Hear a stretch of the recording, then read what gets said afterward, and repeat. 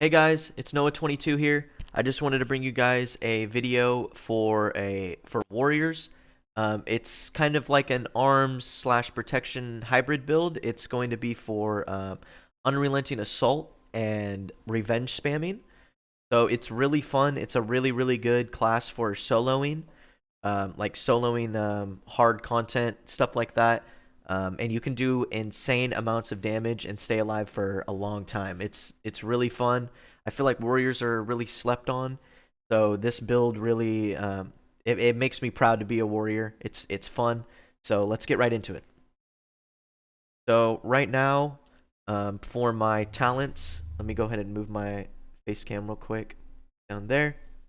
All right, so for talents, we are going 37 points into the arms tree. We're basically just trying to get 35 points into arms so that we can grab Unrelenting Assault. Excuse me. Unrelenting Assault, basically, what it does is it reduces the cooldown of your Revenge ability by 4 seconds, making it a 1-second cooldown. And the cool thing about Revenge is that it doesn't share a global cooldown with the rest of your abilities. So you can pop Revenge way faster than you would be able to pop other abilities that were on a 1-second cooldown. So um, here's what we're running. We're running Deflection to get extra parry chance, because for Revenge we want to either block, dodge, or parry in order to get Revenge to proc. So we want really high avoidance on this build. So we're going with Deflection, Anger Management, Iron Will, Tactical Mastery. Rend is pretty good, and especially since we're running Deep Wounds, we might as well get extra damage on our Rend. Then we're going to be going with Sweeping Strikes. Sweeping Strikes is a really big one. It's really nice. The way that Sweeping Strikes work is for the next 5 melee attacks, uh, your next 5 melee attacks strike an additional opponent nearby opponent. So basically, the way that Revenge works with in the protection tree, whenever we grabbed Improved Revenge, it increases the damage of your Revenge ability by 60% and causes Revenge to strike an additional target. So if you combine Revenge with Sweeping Strikes, you're going to attack the target in front of you, and then also it's going to hit the target next to him just because of Improved Revenge. And then whenever you have Sweeping Strikes active, it's going to hit the target next to him, and then Sweeping Strikes is going to trait. It's going to hit twice. So instead of your Revenge only hitting once whenever you click it, it's going to hit 4 times with one press of the button. So Sweeping Strikes and Improved Revenge go really well together. So this is the protection tree that we've been running. I got Shield Specialization because, like I said, we're going to want to block. Um, and then we're going Anticipation to get extra dodge. I only put 3 points into Toughness. I really wish that I could have put 5. It's super useful. But then I put 2 into Armor to the Teeth just because I have a lot of armor. I feel like Armor to the Teeth is going to benefit me more. So you guys can mess around with these a little bit.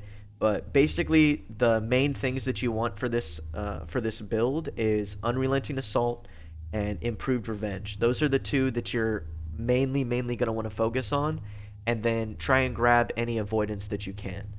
So down here I've got Gag Order, which is it's just nice. It silences them for 3 seconds after I interrupt. We've got One-Handed Specialization, which increases the damage of one-handers by 4%. I couldn't go 5 into that, like I said. And then we're going Improved Defensive Stance, which, while in defensive stance, all spell damage is reduced by 6%, and when you block, parry, or dodge an attack, you have a 100% chance to become enraged, increasing physical damage caused by 10% for 12 seconds. So that's really nice. It's going to give us an extra 10% damage on our Revenge, and all of our abilities, basically. So these are all the talents. Here's my glyphs. For glyphs, I'm rocking Glyph of Cleaving, so that my cleave hits an additional target. So instead of 2, it'll hit 3. And then I've got Glyph of Blood Rage, which reduces the health cost of Blood Rage by 100%. So whenever we need extra rage, we can pop Blood Rage, and we don't have to worry about it taking any of our health. Thunderclap increases the radius of your Thunderclap by 2 yards, so we can pull from a farther radius. and hit people from farther away. Glyph of Blocking is a good one. It increases the block value by 10% for 10 seconds after using your Shield Slam ability. So you're basically going to want to be popping Shield Slam off cooldown. It does a lot of damage on its own, which is good, and whenever you pop it, it'll increase your chance to get more revenge procs. So that's a good glyph right there. Glyph of Charge, it just increases the range of your charge ability by 5 yards. You guys can easily swap out Glyph of Charge with something else if there's another minor glyph that you're interested in. I just like being able to charge from a little bit farther away. It helps for pulling out in the open world and stuff like that. And then finally we have Glyph of Sweeping Strikes, which reduces the rage cost of your Sweeping Strikes by 100%. So it's basically free. So you can basically just pop Sweeping Strikes off cooldown and not have to worry about any of the rage factors to it. Just keep in mind that whenever you do pop Sweeping Strikes, you're going to have to switch over to I want to say Berserker Stance. Let me double check real quick. I might be wrong. So you're going to either need to be in Battle Stance or Berserker Stance. So keep in mind that whenever you do pop your Sweeping Strikes, if you're in Defensive Stance and you switch to Battle Stance, you're going to get rid of your Rage. So I recommend popping Sweeping Strikes early in the fight. That way you don't have to worry about losing potentially 75 Rage whenever you're switching over to pop your Sweeping Strikes. So yeah, that's the talents, that's the glyphs, and now I'm going to show you guys the rotation and stuff like that. What we've been doing for I've been doing Halls of Lightning for Sons of Hodir rep. I've been getting the Relics of Uldar. On my server, they're selling for about 3 gold each, and I like this dungeon because it's kind of challenging. They're level 80 elites, and I'm not doing heroic right now. I'm just doing regular. But yeah, it's pretty challenging, but it's also fun. The challenge makes it pretty fun. So this build, I would say, is definitely for soloing. It's definitely a soloing build because the thing about this build is that if you don't have aggro, you aren't going to get any procs. So you really, really need aggro in order for this build to be efficient. Kind of getting messed up. I'm gonna pop my shield wall. Get closer to this dude in the back. Make sure that you pop your enrage regeneration whenever you need it. That'll restore 30% of your overall health. We make sure that you watch out for this boss. I've died numerous fucking times by that boss because he pats.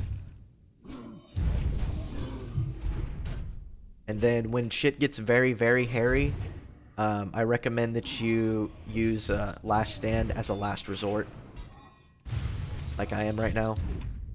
I'm gonna pop my shield block again just to make sure that I get my revenge procs. There we go. And these mobs are pretty nice too. They can drop up to a gold each, which is nutty. That was almost a gold. And they drop those relics, so it's a pretty good way to farm. And as you guys can see, as soon as my Last Stand went away, I dropped down to 1 health. Not 1%, 1 health. So always make sure that you're timing that Last Stand properly, because the last thing that you want is your Last Stand to run out in the middle of a fight, because then you'll just get one-shotted. So always keep that in mind. I recommend popping your Demoralizing Shout off cooldown. If you need a little bit extra health, you can go with Commanding Shout as opposed to Battle Shout. I just like the extra 550 attack power. Yeah, that's basically the rotation. The 4 damaging abilities that we're really going to be using is these 4. Cleave, Thunderclap, Shield Slam to get that extra 10% block chance for our Revenge. And then Revenge, every single time Revenge is up, pop that. As well as Sweeping Strikes. We're going to be wanting to pop Sweeping Strikes off of cooldown as well. So, and then for our buffs, I have Blood Fury for my racial. You can do Demoralizing Shout to make sure they don't hit you as hard. What else?